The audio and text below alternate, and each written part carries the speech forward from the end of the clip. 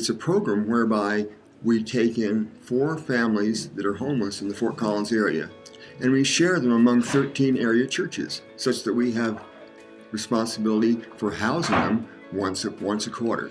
We're very fortunate that the Sister Mary Alice Murphy Center has played a very important role in screening those that participate.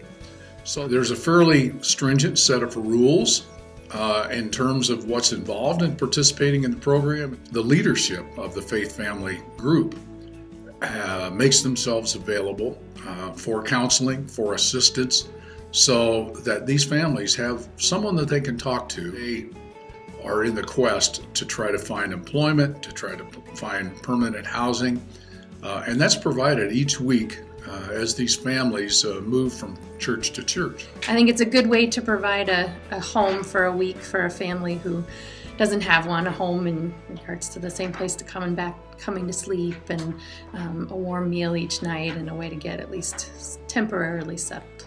FFH is somewhere where people can have fun with other kids, can help people out.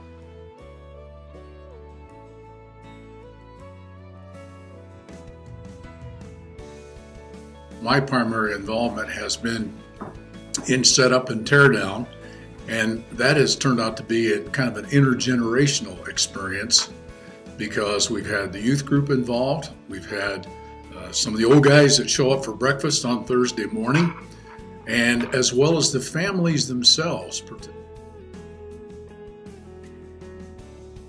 The nice thing about Faith Family Hospitality is that you could volunteer to do a meal and have it be pretty quick if you had to leave and go and you drop it off, but then if you wanted to stay longer, you could end up staying for a significant portion of the evening and talking more, but anywhere in between there, easy to do. I asked 2 of my friends if they would help out, and they were really excited about coming, and they do not go to our church here, but they thought, well, one of them doesn't go to church at all, and the other one goes to the Catholic church.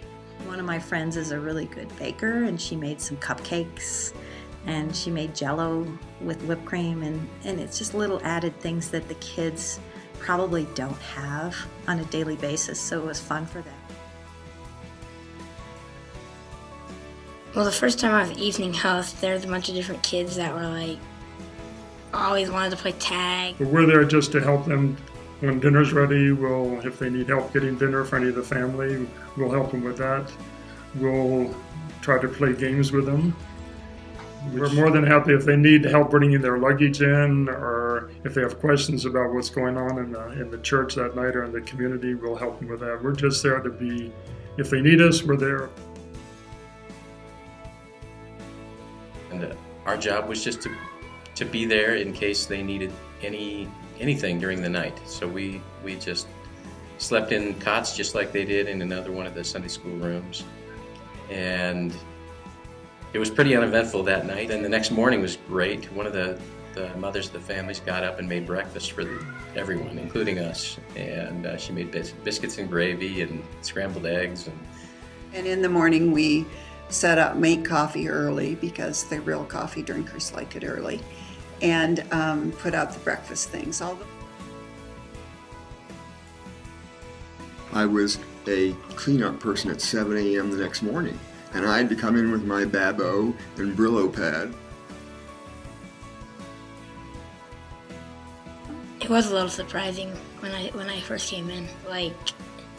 Kind of like, wow, these kids don't even care that they're homeless. They're just like, okay, we've got a place to stay now.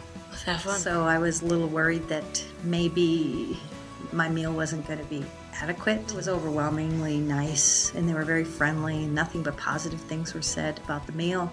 To just get to experience that they're just regular families. I mean, they're people who are going to school and working with their kids and trying to get their kids to behave and trying to work their jobs or maybe find a job. So they're just regular people. There were a lot of times, I think I was expecting these would be people coming in, wanting everything done for them, and wanting more help than we actually have to end up giving. These folks seem pretty self-reliant and ready to go on to the next step in their lives. And that's kind of inspired me on decisions that I've made more recently on being more involved in the church. And right now I'm helping teach a small group for confirmation, and I'm also a Sunday school teacher.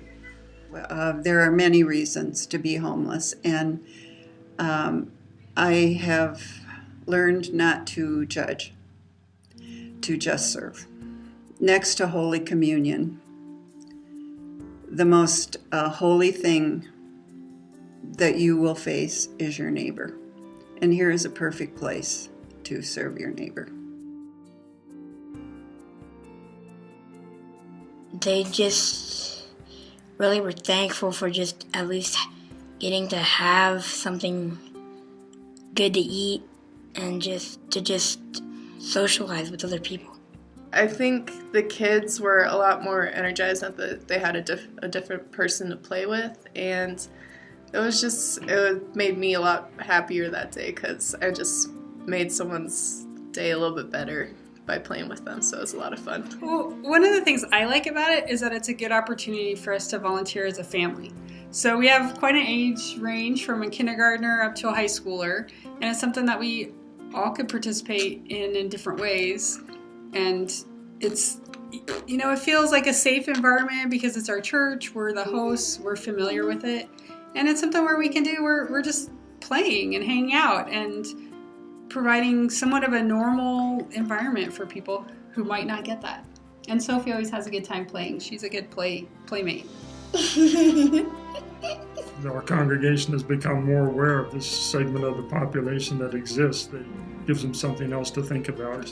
I was pessimistic that this thing would meet all the legal requirements and the fire rules and so forth. I wanted to make sure we didn't get into any territories that we didn't belong in.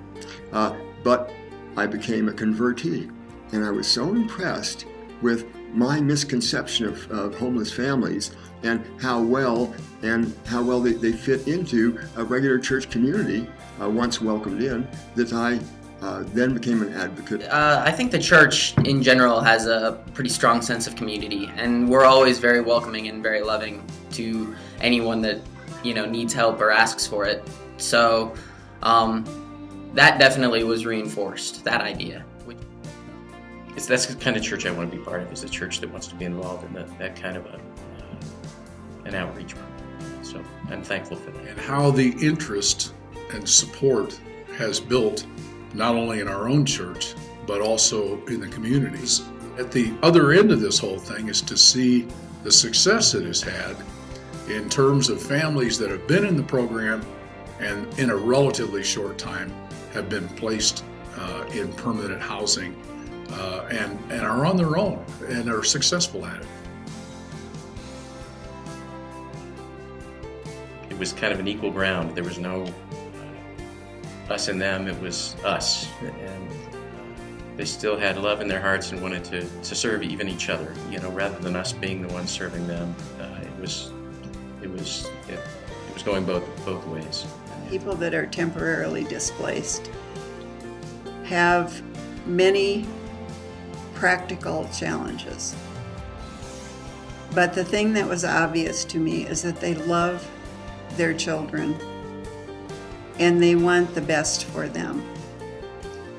And that outcome is really worth working for. And some people might say, well, there are agencies to do this, but this is something we do well. So why not do it?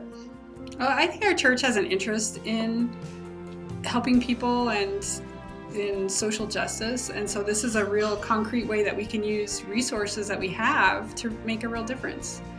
And I think it's, for our family, one of the things that you teach your values of volunteering and helping other people by volunteering and helping other people, and this is a great opportunity for that. But you do get more out of it than you put into it, so I think everybody in the church should try it. You can do as little as you want or as much as you want, but it's an experience you'll always have for the rest of your life. Yeah, I would always encourage people to always volunteer doing stuff, because I think religion isn't just, or faith isn't just reading scriptures and believing in Jesus. It's being active and participating in people's lives, because that's all Jesus ever did. for the most part, was he participated in people's lives and went out and changed them. And I think that's our role to take up now. In closing, I'd like to, I'm going to read this because I want to get this right, and it just embodies everything we do with this program. We are called to be that one body of Christ, and we must see the presence of the living Christ in each person we encounter.